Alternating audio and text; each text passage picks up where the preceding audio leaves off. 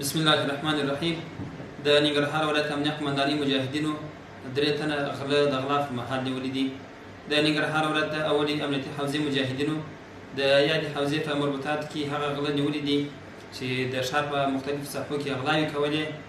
مجاهدین په دې توانېدلي دي چې یاد غله ونیسي. د ننګرهار ولایت امنیه قمندانۍ د جنایي جرمونو پر وړاندې د مبارزې مدیریت ته وسپاري چې د دوسیه تر تحقیق لاندې د وروسته به رسما عدلي او قضایي ارګانونو ته وسپارل شي. د یادونې وړ ده چې غله 4 کسیزه ډله وه چې مجاهدینو عملیات پرې کړي دي. 3 کسان یې نیولي دي، یو په تېښته بریالی شوی دی چې هڅه روانه ده چې یاد غله هم ونیول شي، د قانون منګولو ته وسپارل شي. السلام علیکم. نوید هستم از شهر جلال آباد. نام پدرم فرید است. از اول نایه اوسیدونکی هستیم. ما شب جمعه ساعت 1 بجه شب بود که برای دوزی رفتیم. دوزی کردیم، این پیسه را کت موبایل و کت لیسیوار میخوایم که میره پس برای صاحبش ما تسلیم کنیم. در گناه خود چیز هستیم، قیل هستیم که کردیم. نام جاوید است. از اول نایه هستم.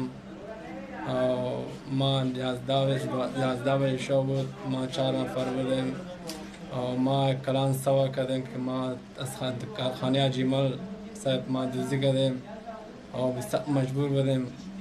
ما میخوایم که پس پیسې زیره او خدشتیوار پس تسلیم کنیم که خداوند تعالی سلام رحم کنه.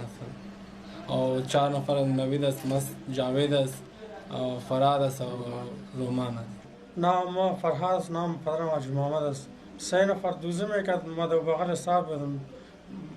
ما چیزی نگرفتیم.